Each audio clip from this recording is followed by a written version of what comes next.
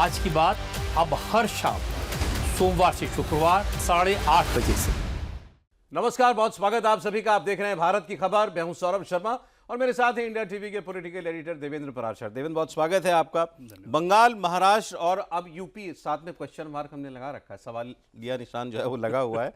UP के सामने सवाल या निशान लगा ही हुआ है। यूपी की बात अभी बाद में करेंगे हम। बंगाल में जो कुछ हुआ वो आप सबके सामने ही है। उसमें अभी फिलहाल कोई बड़ी डेवलपमेंट नहीं है। बस इतना ही है कि वो एनसीपीआई के सारे सांसद जो हैं वो टीएमसी वाले एनसीपीआई के हो चुके हैं और आगे पार्टी सिंबल और पार्टी क्लेम करने को लेकर कोई बयान भी नहीं आया है। एक नई चीज़ हुई है कि ममता बनर्जी ग्राउंड पर प्रदर्शन वगैरह करने के लिए सड़कों पर अब उतर गई हैं। तो बंगाल में फिलहाल इतना ही है।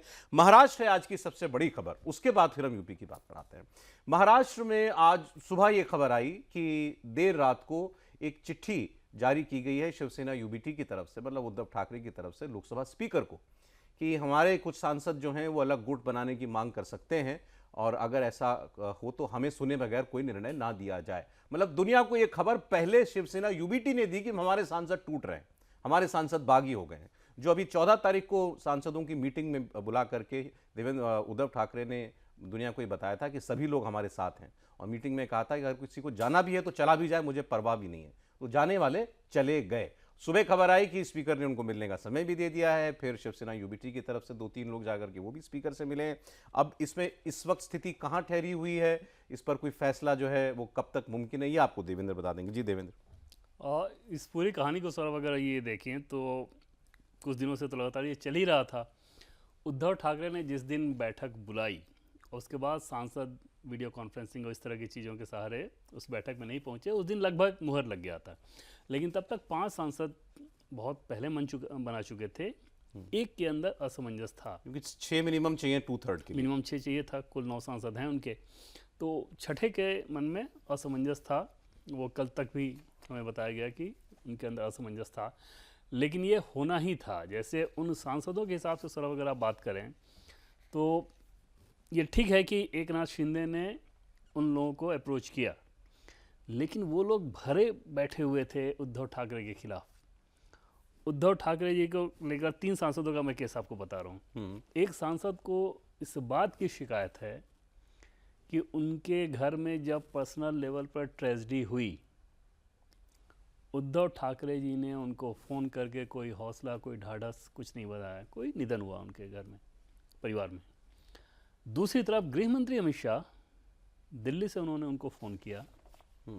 शिवसेना उद्धव ठाकरे के सांसद उनको फ़ोन करके काफ़ी लंबी बातचीत, सांत्वना, जो भी ऐसे मौके पर उनके अपने पार्टी अध्यक्ष ने उनके घर में गमी हुई तो फ़ोन तक नहीं किया। ये ऐसा उन सांसद का कहना है। अब ये सोचिए कि पर्सनल लेवल का जो एक कॉर्ड था ना, ऐसे मामलों से ही टूटता है, क्योंकि उनको ये समझ में आता है कि ये नेता मतलब क्या, वो आपको गवर्न करे। इस व्यक्ति ने तो हमें छोड़ दिया, हमारे ऐसे पर्सनल इशू तक पे फ़ोन नहीं कर रहा। दूसरे सांसद का ये कहना था कि उनका एक्सीडेंट हुआ। उस एक्सीडेंट में भी देवेंद्र फडणवीस और एकनाथ शिंदे, यानी कि महाराष्ट्र के मुख्यमंत्री और डिप्टी सीएम, दोनों ने उनको खूब उनसे बातचीत की। जो भी मदद वगैरह, जो किस भी ज़रूरत थी, उन सारी चीज़ों पे ध्यान रखा। उद्धव ठाकरे तब भी नदारद। तीसरे का ये कहना था कि लोकल बॉडी इलेक्शन में वो कहते रह गए मदद के लिए अपनी पार्टी के कैंडिडेट के लिए, क्योंकि दूसरा वाला जो कैंडिडेट, क्योंकि सत्ताधारी पक्ष का था, वो बहुत मजबूती से चुनाव लड़ रहा था। उनको उद्धव ठाकरे से भी उम्मीद थी। उद्धव ठाकरे ने उसमें भी कोई मदद नहीं, कोई तवज्जो नहीं, कोई ध्यान नहीं। इसके अलावा मिलते हैं नहीं, जाने पे उन एक्सेस होता नहीं उन सांसदों का जल्दी। महाराष्ट्र में कितने घूमते हैं आप सभी देखते ही हैं। तो जो एक भरोसा होता है ना लीडर का कि चलो इस व्यक्ति के पीछे चलते हैं, आज टफ फेज है तो क्या हुआ, ये व्यक्ति हमें निकाल के अच्छी जगह पहुंचाएगा, वो भरोसा आप खो देते हैं। और जब वो भरोसा उद्धव ठाकरे ने खोया तो ऐसे में बड़ा आसान था कि दूसरी तरफ से अगर कोई रीच आउट करे तो आप उधर स्विच हो जाएं, क्योंकि वहाँ जाने पर आपको दिखेगा कि ये व्यक्ति तो इनकी पॉलिटिक्स इतनी अच्छी है कि ये पर्सनल केयर तक करते हैं। महाराष्ट्र में हमारी सरकार हो जाएगी, केंद्र में हमारी सरकार हो जाएगी, तो अपने क्षेत्र में हम डेवलपमेंट किया, तमाम दूसरी चीज़ें कर सकते हैं, हमारी पॉलिटिक्स स्मूथ हो जाएगी। तो वहाँ पर वो काम बहुत आसानी से हुआ।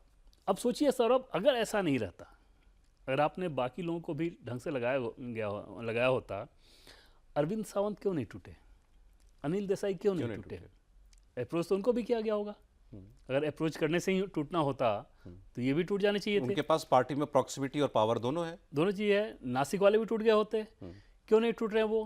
क्योंकि अरविंद सावंत की बात कर लें, अनिल देसाई की बात कर लें, शिवसेना का जो यूनियन वाला विंग है ना, दोनों एक एक हैंडल करते हैं। तो दोनों को अप्रासंगिक होने का भय या हम किनारे पड़ गए हैं, हाशिए में चले गए हैं, वो नहीं है। और नेता के लिए सबसे ज़रूरी ये होता है कि आप रिलेवेंट बने रहो। उस रिलेवेंसी की दरकार में ये चीज़ हुआ। तो कल तकरीबन पहले उन लोगों ने स्पीकर दफ्तर को, इन असंतुष्ट लोगों ने वहाँ से इन्फॉर्म किया। हमें जो सोर्सेज से पता चला कि कल 3 बजे के आसपास स्पीकर दफ्तर से उन्हें बताया गया कि आप लोग मिलना चाह रहे हैं और स्पीकर साहब से, और इस संबंध में मिलना चाह रहे हैं। उन लोगों ने हामी भरी। फिर बताया गया कि स्पीकर साहब उदयपुर में हैं, दिल्ली रात में लौट रहे हैं, आप लोग दिल्ली आ जाइए और कल सुबह मुलाकात हो जाएगी। उसके बाद वो लोग कल रात में यहाँ पर आए और तब एकदम से वहाँ बात 6 के 6 आए। हाँ, अच्छा, अलग अलग टाइम था, अलग अलग इलाके से, क्योंकि वो सब बता रहे हैं जो संजय राउत की वो चार्टर्ड फ्लाइट से और कैसे वो तो कैसे उसको बहुत बुलाया सिनेमाई अंदाज में बता रहे गया। हैं। वो मैं बताता हूँ आपको। और जिस तरह की बात वो कर रहे हैं, लेकिन अलग अलग टाइम पे आए और सुबह तकरीबन 9:30 बजे कुछ सांसद गए और जाके उन्होंने वो लेटर दे दिया। अब इसमें दूसरी तरफ उद्धव ठाकरे के नेताओं को भी, उद्धव ठाकरे को भी ये पता चल नहीं गया था कि हाँ ऐसा हो रहा है। जब उन्होंने इस बात को कह दिया कि जिसको जाना हो जाए, मेरा भी दिन आएगा, तो समझ सकते हैं कि कितनी उनको क्लैरिटी थी। लेकिन फिर भी उन्होंने अरविंद सावंत, अनिल देसाई को दिल्ली भेजा, संजय राउत को दिल्ली भेजा, इस लिहाज से कि एक काउंटर लीगल बैटल के लिए आपके पास कागजी कार्रवाई हो। लेकिन वो कागजी कार्रवाई, जैसे एक चिट्ठी उन्होंने स्पीकर को लिखी कल रात, अरविंद सावंत जो कि लीडर हैं शिवसेना दल के, यूबीटी दल के, और अनिल देसाई उनके चीफ विप हैं। तो एक तो स्पीकर को लेटर गया कि हमसे सुने बिना मान्यता ना दी जाए, और दूसरा अनिल देसाई ने क्या किया कि कल 11 बजे 18 तारीख को 11 बजे एक बैठक बुलाई सांसदों की। कल बुलाई हुई है। हाँ, कल बुलाई है। तो पहले दूसरी बैठक की बात कर लें तो इसका कोई मतलब नहीं है। चीफ विप अगर बैठक बुला रहे हैं और सांसद उसमें जाएं या ना जाएं, ये कहीं से अनुशासनहीनता का मामला नहीं बनता। पार्लियामेंट के बाहर बिल्कुल। ये विप का मतलब केवल पार्लियामेंट के अंदर है। विप का मतलब सिर्फ तब है जब किसी बिल पर वोटिंग के दरमियान अच्छा, हाउस में मौजूद रहने को लेकर वो जारी किया जाता है। जब सेशन चल रहा हो, उसमें 3 कैटेगरी होता है, 1 line whip, 2 line whip, 3 line whip. ठीक, तो वो हाउस सेशन चलने के दरमियान का होता है। विप ने बैठक बुलाई या बैठक में अगर सांसद ना गए, वो उसको ऐसे पेश कर रहे हैं कि हमने विप लागू कर दिया है, कल की मीटिंग में सबको आना ही पड़ेगा। दूर दूर तक इसका कोई मतलब नहीं। अगर ऐसी बहुत सारी पार्टी की बैठकों में कोई सांसद नहीं जाता है और उस सांसद के खिलाफ उस पार्टी को कोई कार्रवाई करनी होती है, तो उसका एक आधार ये बना सकते हैं कि ये ऐसे अनुशासनहीनता दिखाते थे कि बैठकों में भी नहीं आते थे। लेकिन यहाँ तो ना आपको निलंबित करना है, ना एक्सपेल्ड करना है, यहाँ तो आप करना ही नहीं है। वो आप कर दें तो उन सांसदों के लिए तो और आसानी हो जाएगा। तो यहाँ पर तो जो उनका पर्पस है, इस व्हिप वाली बैठक से कुछ नहीं होना है। दूसरी चीज़ की, अब जो स्पीकर को चिट्ठी लिखी गई थी, स्पीकर ने आज ही उनको टाइम दिया और अरविंद सावंत वहाँ पे गए हुए थे, अनिल देसाई भी गए हुए थे, जाके भी उन्होंने वही बात कही। और जो हमें सोर्सेज से पता चला, स्पीकर ने यही कहा कि जो कुछ भी होगा वो लीगली कानून सम्मति होगा। अब ये बताइए, जो चिट्ठी इन 6 सांसदों ने लिखी है, ये क्या उसमें शिवसेना में, एकनाथ शिंदे की शिवसेना में मर्ज करने की बात करें? हाँ, सोर्सेज से जो हमें जानकारी मिल रही है वो शिवसेना में मर्ज करने की बात कर रहे हैं। इसकी कहानी ऐसी है सौरभ कि पहले इन सांसदों की ये इच्छा थी कि वो बीजेपी में अगर उनको मौका मिल जाए तो बीजेपी जाना चाहेंगे। जाहिर तौर पे जो गेस्ट हाउस सबसे शानदार होता है, जिसमें भविष्य आपको कंफर्ट वाला दिखे, यहाँ पे आना चाहिए। तैर रहा है तो नदी में क्या, तो समंदर में तैरेंगे? हाँ, तो सीधे यहाँ आ जाए, फिर आपका लाइफ सेट है। वैसी बात, वैसा भाव आ जाएगा। लेकिन बीजेपी ने मना किया कि आप लोग क्योंकि शिवसेना से आ रहे हैं मूलतः, तो उस रूप में जाएं। और उसमें देखिए ऐसे भी सांसद हैं सौरभ जो कि एनसीपी से आए हुए हैं शिवसेना में। उनमें से एक सांसद के बारे में आपको याद होगा कि 2009 में जब वो जीते थे तो शरद पवार ने बताया कि 3 विधानसभा में ये तीसरे नंबर पे थे, 2 विधानसभा में ये दूसरे नंबर पे थे, 1 विधानसभा में ये नंबर 1 पर थे, और इन्होंने लोकसभा का चुनाव जीत लिया क्योंकि मुस्लिम डोमिनेटेड कंस्टिट्यूंसी थी और एक ही में मार्जिन इतना बड़ा था कि उनको 2009 में तब वो सफलता हासिल हुई थी। इस बार वो जीत कर आ गए। इस बार भी मुस्लिम वोट ने उनकी जीत में बहुत बड़ा योगदान दिया था। अब जब वो पाला बदल लिए तो मराठी वोट के दम पे जीतने की कोशिश करेंगे। अब ये जो कहानी बताई देवेंद्र ने, इसमें आप सोचिए कितनी सारी बातें छिपी हुई हैं। पहली बात, ये लोग इजीली बीजेपी में जा सकते थे, वो चाहते थे बीजेपी में जाना। बीजेपी ने कहा नहीं, आप शिवसेना में जाइए। इसका मतलब कि बीजेपी को अपने नंबर बढ़ाने में कोई इंटरेस्ट नहीं है, वो कंफर्टेबल है। इनको पता है भी 3 साल की सरकार है और कुछ नहीं होने जा रहा, भले ही अपने पास 240 हो, सब लोगों पर भरोसा पूरा है। नहीं तो आप चाहते कि नहीं, हम भारत 6 आदमी 6 सांसद किसको नहीं चाहिए जिसको रातों रात मिल रहे हो। तो उन्होंने कहा कि नहीं, इसका मतलब उनका पर्पस जो है वो बड़ा क्लियर है कि मुझे एनडीए के सांसद बढ़ाने हैं। और उसके पीछे वजह वही है कि वो बिल जो है वो मानसून सत्र में आने वाले हैं, इसकी चर्चा सब जगह सब लोग कर रहे हैं, वुमेन्स रिजर्वेशन बिल और डिलिमिटेशन, वो काम रुकना नहीं चाहिए, वही है। वरना टीएमसी वाले जो थे भाई, बहुत ही अगर बात होती कि नहीं हमको तो अपने बीजेपी को अपने 272 पूरे करने हैं, तो इस लालच में तो फिर आप टीएमसी भी लेते, फिर आप इनको भी लेते, फिर सब कुछ आप करते, लेकिन आपने वो नहीं किया क्योंकि वो आप उस रूट जाना नहीं था। एक बात तो ये, दूसरा शिवसेना की तरफ से आप सोचिए, उद्धव ठाकरे की पार्टी की तरफ से सोचिए। कल रात तक दावे ये हो रहे थे कि हमारी पार्टी नहीं टूटेगी। आज सुबह प्रेस कॉन्फ्रेंस करके उसमें अनिल देसाई भी थे, संजय राउत भी थे, अरविंद सावंत भी थे, जो तीसरे नहीं गए लोकसभा के सांसद उसमें वो भी थे। वहां पर पहले तो ये दावा किया जा रहा था कि बीजेपी सारी पार्टियों को तोड़ती है, हम पे भी प्रयास किया जा रहा है, लेकिन हमें पूरा भरोसा है कि हमारे लोग नहीं जाएंगे। उन्होंने कस्में खाई हैं उद्धव ठाकरे के सामने, किसी ने बच्चे की कसम खाई, किसी ने माँ की कसम खाई, किसी ने साईं बाबा की कसम खाई, कस्में खिलवाई गई। मतलब वहां पर उस मीटिंग में कहा गया होगा ना इनसे भी, आप वरना हर आदमी क्यों कसम खा रहा है, बिल्कुल तो आपसे कसम खाने को कहा गया है कि प्रूव योर लॉयल्टी। और फिर इसी प्रेस कॉन्फ्रेंस में संजय राउत गाली दे देते हैं उन सांसदों को, गाली दे दी उन्होंने अपने सांसदों को। और फिर मीडिया साहब रिपोर्टर से ये भी कहा कि इसको एडिट मत करना, इसको चलाते रहना। और अब पूरा एक जो उनकी पार्टी का जो काम होना चाहिए था बीजेपी पर अटैक करने में, वो हो रहा है कि हमारे नेता के मुंह से गाली कैसे निकल गई उसको डिफेंड करने में। और कैसी बिखरी हुई पार्टी है सौरभ, ये सोचिए कि उस प्रेस कॉन्फ्रेंस में, ऑर्गेनाइज प्रेस कॉन्फ्रेंस है, ऐसा नहीं कि आप चलते हुए कहीं जा रहे हैं और फ्रस्ट्रेशन में कुछ आपके मुंह से निकल गया। ऑर्गेनाइज प्रेस कॉन्फ्रेंस आप बुला रहे हो और वहाँ पर गाली देने के बाद ये कर रहे हो कि कट मत करना, जाने दो। और उसी प्रेस कॉन्फ्रेंस में ये भी कहा जा रहा है कि नहीं इंटैक्ट हैं हमारे सांसद, दोनों बातें हो रही। फिर उसी में ये भी कह रहे हो कि पैसे ले लिए उन लोगों ने, ये इतने भ्रष्ट हैं, इतने भ्रष्ट है तो एनसीपी से शिवसेना में आए थे तो क्या उसी भ्रष्टाचार के तहत आए थे? तरीके की थ्योरी बता रहे हूँ कि 15 करोड़ रुपए ऑफर किए।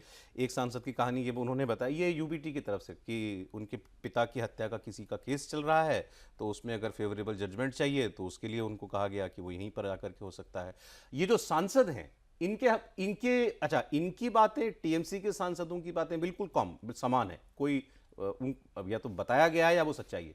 वो ये कह रहे हैं कि हमारे काम कहाँ होते, हम जिस जगह से जीत के आए हैं उस क्षेत्र को हम इस पार्टी में रह के, टीएमसी में रह करके हम क्या दे सकते थे या यूबीटी में रह करके हम क्या दे सकते थे, और सरकार के साथ अगर जुड़ जाएंगे तो हम क्या क्या नहीं कर सकते। और ये तो उनको दिख ही रहा है ना कि भाई आगे भविष्य में क्या होने वाला है, उनकी मूल पार्टी का क्या भविष्य और इनका क्या भविष्य। हाँ, और वर्तमान उनका कैसा हो रहा है, 3 उदाहरण देके मैंने आपको बताया कि अगर ऐसा नहीं है कि वो उदाहरण अपने आप में इतना बड़ा होना चाहिए कि आप ये कदम उठाएं। वो उदाहरण एक सैंपल है कि अगर ये अप्रोच है उद्धव ठाकरे का, तो बाकी पॉलिटिकल मामले में अप्रोच कैसा रहता होगा। अब यूपी पे आने से पहले, लेकिन अब इसके साथ एक नई चर्चा और छिड़ गई। अच्छा, मैं मानता हूं ये अच्छी चर्चा है। ये काम ऐसा नहीं कि केवल बीजेपी ने किया है, ये काम टीएमसी ने किया हुआ है कांग्रेस के विधायकों के साथ, ये काम कांग्रेस ने किया हुआ है बीएसपी के विधायकों के साथ, और भी इसके कई उदाहरण की आप निगल गए, अपने में निगल लिया दूसरी पार्टी के विधायकों को या सांसदों को। लेकिन अब जब ये बीजेपी ने इनके साथ करना शुरू किया तो अब हर दल की तरफ से आवाज आ रही है कि ये तो मजाक बना दिया गया, ये तो लोकतंत्र का मजाक है। फिर आप इलेक्शन ही किस लिए कराते हैं? इलेक्शन पे जो एक आदमी किसी के सिंबल पे जीत के आएगा, उसका वोट लेके आएगा और फिर वो बड़ी कन्वीनियंटली 2-4-5 लोगों को मिला करके चला जाएगा। तब मांग होने लगी कि ये जो दल बदल कानून है इसमें एक बार फिर परिवर्तन किया जाए और अब इसको लगभग असंभव बना दिया जाए कि 2/3 भी नहीं जा पाएंगे तोड़ करके। मतलब अब एहसास हो रहा है कि भाई ये तो काम गलत हो गया। इसमें एक बहुत इंटरेस्टिंग चीज़ सौरभ देखे हैं कि कांग्रेस पार्टी क्योंकि ये दावा करती है ना कि जो ये वही कांग्रेस पार्टी है जो कि 1885 में ये ह्यूम ने बनाया था, तब से वो अपनी लेगेसी जोड़ते हैं, बार बार इन सालों को बताते हैं। उस समय से लेकर अभी तक अगर आप समय को देखें सौरभ, तो कांग्रेस पार्टी तकरीबन 62 बार टूट चुकी है, 62 टाइम्स, 2 बार आज़ादी से पहले और बाकी टाइम आज़ादी के बाद। चिदम्बरम, शरद पवार, ममता बनर्जी, सुखराम, ऐसे अनगिनत नाम आपको नज़र आ जाएंगे। जबकि अलग अलग मौके पर कांग्रेस पार्टी टूटी है। तब बीजेपी कहाँ थी? तब बीजेपी तोड़ रही थी। और तो और इंदिरा गांधी ने खुद कांग्रेस पार्टी तोड़ी। भाई कांग्रेस पार्टी से तोड़ के ही एक दूसरा सिंबल आपका बदलते गया ना, तो तोड़ने का काम तो लगातार आप लोग अपने करते रहे, उसमें बीजेपी कहाँ थी उसमें। अब इस बात को ये कहना कि सब ये बीजेपी ही करा रही है, जाहिर तौर पे जब एक पक्ष से आप निकलते हैं तो दूसरे पक्ष में जाएंगे। मतलब ये कि दो ही पक्ष होता है ना, सत्ता पक्ष और एक विपक्ष। तो अगर विपक्ष से आपका मोह भंग हुआ तो आपके पास रास्ता कहाँ बचेगा? सत्ता पक्ष की तरफ। सत्ता पक्ष से मोह भंग हुआ तो आपके पास रास्ता कहाँ बचेगा? विपक्ष की तरफ। तो ये चीज़ निश्चित तौर पे इसमें कोई दो राय नहीं कि अभी के मौके का बीजेपी भरपूर फायदा उठा रही है, इसमें तो कोई भ्रम ही नहीं होना चाहिए। लेकिन ये कोई बीजेपी जनरेटेड, बीजेपी का आइडिया, बीजेपी इस काम को करा रही है, इसके तो तमाम उदाहरण उठा के देखें बीजेपी एक्सेलरेटेड तो है। हाँ, इसमें कोई दो राय नहीं। क्योंकि आज जैसे आपने वो कहा ना कि बीजेपी को क्या चाहिए, मैंने आपको बताया कि नंबर सुन के अपने लिए नहीं चाहिए। आज अगर कांग्रेस पार्टी महिला आरक्षण बिल पर प्रैग्मेटिक अप्रोच रखे कि बिल की खूबी और खामियों के आधार पर हम बात करके वोटिंग करेंगे, ना कि सिर्फ आधार पर कि बीजेपी लेकर आ रही है तो हम विरोध करेंगे, तो कोई पार्टी ये सब कुछ नहीं होगा, बहुत आसानी के साथ हो जाएगा। उद्धव ठाकरे अगर पहले कह दिए होते कि हम समर्थन कर देंगे, समर्थन कर रहे हैं, ये हमारा इशू है, फिर उसमें कोई नौबत ही नहीं आती। ये सब कुछ बीजेपी का उसमें जो आप कह सकते हैं कि इंटरेस्ट है वो इसी लिहाज से है कि उनको अपने नंबर चाहिए। अब सोचिए ना, बंगाल में उनको क्या चाहिए? विधायकों की वहाँ जरूरत वो है। तो बात समझ में आ रही है। महाराष्ट्र में उनको क्या चाहिए? और दूसरा ये कि अगर बीजेपी को अपने नंबर बढ़ाने में या अपनी मेजोरिटी में आने, मेजोरिटी लाइक नंबर चाहिए होते तो ये प्रयास 24 से शुरू हो जाते ना। फिर अभी क्यों एक महीने में ये सब कुछ हो रहा है? बंगाल के इलेक्शन के बाद ही क्यों हो रहा है ये? तो खैर ये, लेकिन हाँ, इसमें कोई शक नहीं है कि बीजेपी ये काम सोच समझ के और ये बिल पास कराने के लिए पूरी, वो तो 2/3 का गणित है, 360 अभी के अगर सारे लोग प्रेजेंट हो जाएं पार्लियामेंट में तो 360 नंबर चाहिए, उसके लिए सारी कवायद हो रही है। अच्छा, उसी में अब यूपी का नंबर आइडिया सौरभ उसमें ये रहता है ना कि पीएम के हिसाब से वो समझें, और पीएम और गृह मंत्री अमित शाह का अप्रोच ये रहता है कि आप किसी भी तरीके से ब्लैकमेल मत कीजिए।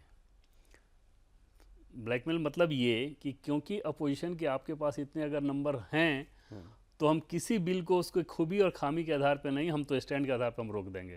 काइंड ऑफ ब्लैकमेलिंग है भाई। बिल के खूबियों के आधार पर आप वोटिंग कीजिए, बिल की खामियों के आधार पर वोटिंग कीजिए, तो समझ में आता है।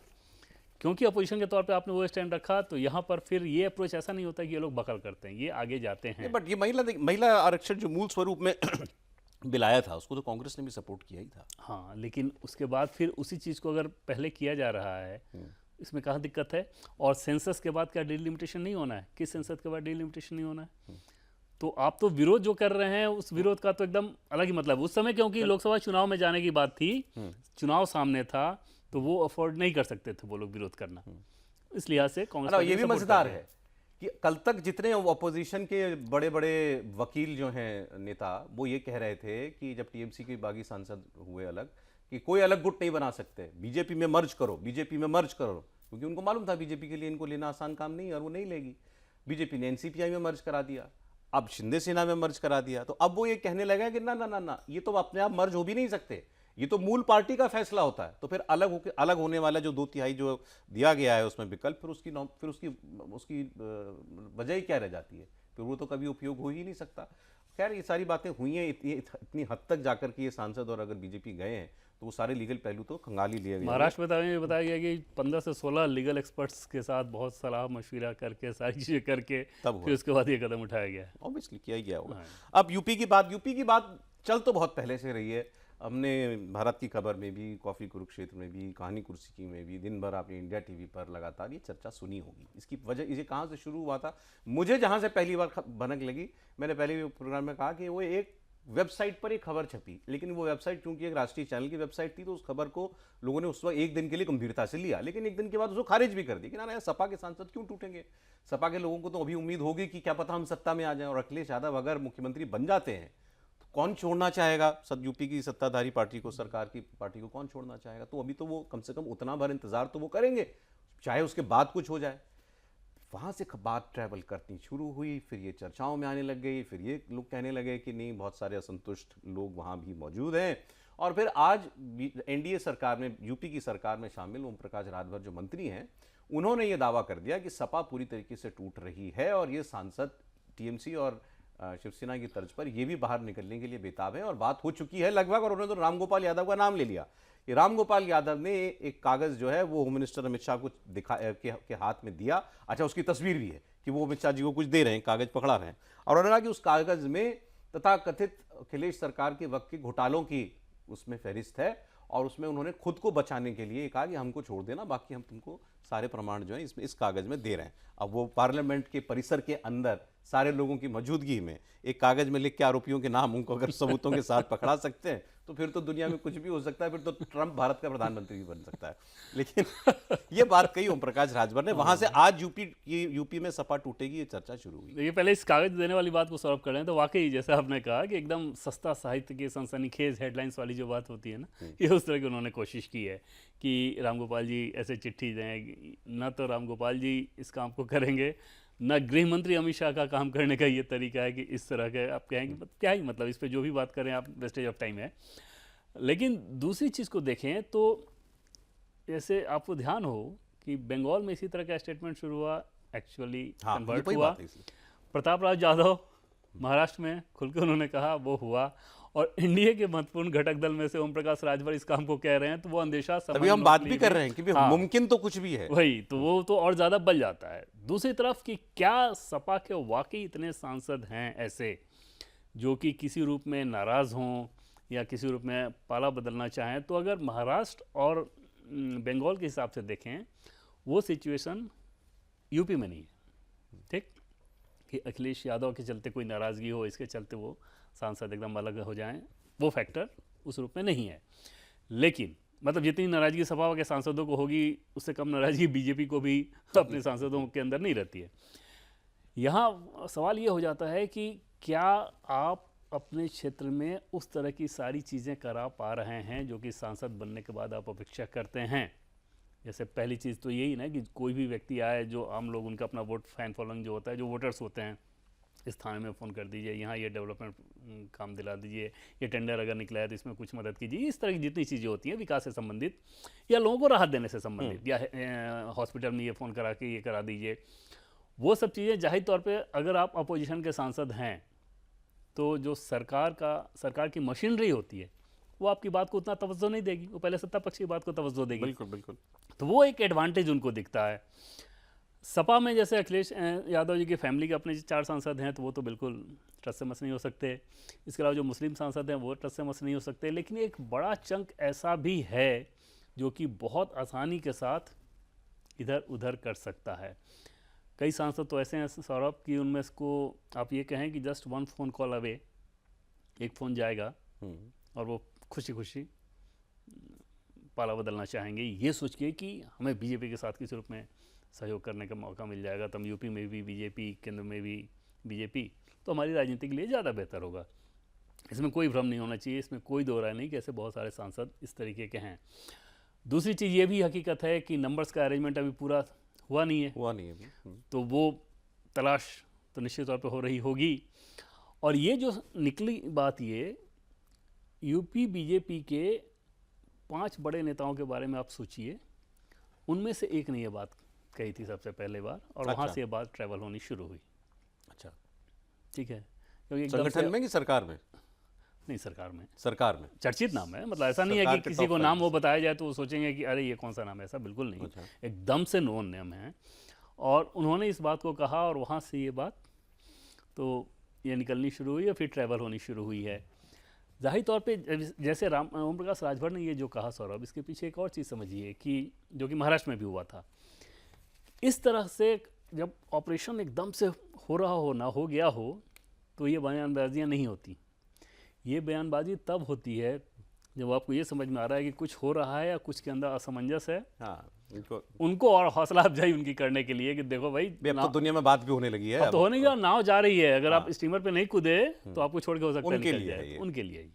वैसे उनके 37 सांसद हैं, अगर यही रूट टीएमसी वाला और शिवसेना वाला लिया तो उनको 25 सांसदों की जरूरत पड़ेगी। बट यूपी के 25 सांसद ऐसे उठ के जैसे अभी आए हैं, ये बाकी लोग आ जाएं, उतना तो ऐसा तो जैसे नहीं लगता। उस समय सौरभ जब बोला गया था ना उस बीजेपी नेता के बारे में जो मैं बता रहा हूँ, उन्होंने जो डिजिट दिया था आंकड़ा, वो 26 का दिया था, तो एग्जैक्टली 2/3 के ऊपर। तो सपा वाले एकदम से तैयार हैं और वो आगे होगा, आप लोग नज़र रखिए, इस तरह की बात वो कर रहे थे। तो निश्चित तौर पे नंबर बहुत बड़ा है, ये आसान काम नहीं होगा। अब आप गणित ही देख लें, अगर 293 अपने, उसके बाद 20 इनके हो गए और 6 जो है अभी इनके आप लगा लीजिए। मैं केवल अभी जो बिल्कुल पक्के हैं वही अगर अभी जोड़ूं तो ये जो है संख्या जो है ये 319 320 की बनती है। तो अभी एब्सोल्यूट अगर सारे प्रेजेंट हों और वोट करें तो उसके हिसाब से 360, तो 40 शॉर्ट हैं भाई अभी। अब उसमें डीएमके वाले परोक्ष रूप से आ जाएं वो नहीं, उस तरह का आंकड़ा अगर आप देख रहे हैं ना तो ऑलमोस्ट 345 346 तक हो गया है वो नंबर्स के हिसाब से। डीएमके को क्योंकि मिला के। हाँ, जब आप फ्लोर मैनेजमेंट करते हैं तो आपको पता होता है ना कि भाई आपने रीच आउट किया कि ये अब उसमें लोग शरद पवार की पार्टी का भी नाम ले रहे हैं कि नहीं वो भी टूटेगी या टूटे, अगर नहीं साथ देंगे तो टूटेगी, लोग ये कह रहे हैं। और या तो प्रत्यक्ष मदद कीजिए, नहीं तो टूट के मदद कीजिए या परोक्ष मदद कीजिए, लेकिन कीजिए। वाईएसआर लगभग तय है कि तो वो बोल ही चुके समर्थन हैं। करेगा। बीजेडी के बारे में लोग कह रहे हैं, बिजू जनता दल के बारे में, कि उनका भी जो है वो समर्थन सोचिए सौरभ कि आपको वाईएसआर वाला याद होगा कि विजय साई रेड्डी ने तो तब कहा था ना जब ये सब चीजें नहीं शुरू हुई भी थी। नहीं हुई थी।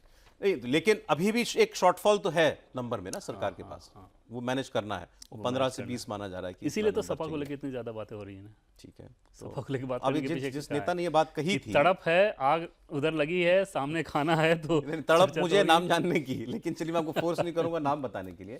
लेकिन जिस बीजेपी नेता ने ये बात कही थी, उस नेता को और उसकी कही बात को आप गंभीरता से लेते हैं? अगर ऐसा नहीं लेता तो मैं मेंशन क्यों करता? अगर वो ऐसे होते तो आदमी तो वहीं पे है कि हम लोग कहते हैं ना इस तरह की, कैसी बात कर रहे हैं खड़ी, वो आदमी ध्यान से भी उतार देता है, कई बार ऐसा होता है। लेकिन अगर यहाँ हम लोग इस लेवल तक मेंशन कर रहे हैं और ये कहते हुए कि हाँ अभी इस तरह की चीज़ें उस रूप में सामने नहीं आई हैं, तब भी मेंशन कर रहे हैं, उसका मतलब ही सीधा है कि वो बहुत सीरियस नाम है, बड़े नाम हैं। जब पहली बार बोले तो थोड़ा झटका लगा हम लोग को, ऑनेस्टली स्पीकिंग एकदम से लगा कि यार ये क्या, कैसी बात कर रहे हैं। फिर बाद में समझ में आया, जब सारा गणित समझा गया, फिर अपना दिमाग हम लोगों ने लगाना शुरू किया कि हाँ ये भी तो आ सकते हैं, ये भी तो आ सकते हैं, ये भी तो आ सकते हैं, ये भी तो आ सकते हैं। ये तो किसी तरह से मौके की तलाश में रहते हैं कि गृह मंत्री जी एक बार इनकी तरफ मुस्कुरा दें, ऐसे भी सांसद हैं। ये तो मौके की तलाश में रहते हैं कि गृह मंत्री जी ने अगर विश कर दिया तो कैसे मैंने तो आप बोल रहे हैं, देखिए मेरे मुंह से कुछ निकल जाएगा।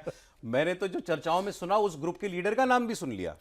अब मैं बोल देता हूँ क्योंकि मैं कोई ये नाम सोशल मीडिया पर चल रहा है ये कि उस दल के नेता या उस बागी गुट के नेता वो हो सकते हैं जिनके बारे में अभी आप कह रहे थे कि बर्थडे पे फोन चला गया था तो बड़े कई खुश हो सारी गए थे। चीज वही कह रहे हैं ना कि अब इस तरह का अगर हो फैन फॉलोइंग तो कैसे ऐसी चर्चाओं को और ज्यादा बल नहीं मिलेगा जब अलग अलग राज्यों में ये हो भी रहा है।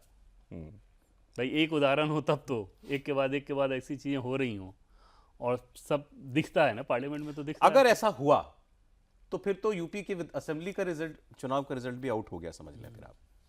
फिर तो इसका मतलब है कि वो मान बैठे हैं, सपा मान बैठी है कि नहीं होने वाला। उसमें बीजेपी दो चीज़ों को कर रही है सौरभ की, एक तो ये कि ये राष्ट्रीय राजनीति के हिसाब से ये चीज़ हो रहा है, दूसरा स्टेट इलेक्शन के हिसाब से वो अपनी तैयारी, विधानसभा चुनाव कैसे होने, क्या होने, जैसे हम लोग पहले भी बात कर ही चुके हैं कि हाँ एक ओपिनियन ये भी था कि हाँ क्या पहले करा लेना चाहिए, क्या नवंबर दिसंबर में चुनाव हो जाएगा, तो उसके लिए हमारी तैयारी कैसी होनी चाहिए। बीजेपी उस पर भी बखूबी काम कर रही है। ये चलिए खैर, आपने आज के लिए काफ़ी जूस दे दिया है ये यूपी वाली खबर में, तो अब यूपी पर जो है हम लोग लगातार नजर रखेंगे और खबर आपके लिए निकाल करके लाएंगे। बहुत शुक्रिया देवेंद्र आपका। आप देख रहे थे भारत की खबर, आज इतना ही।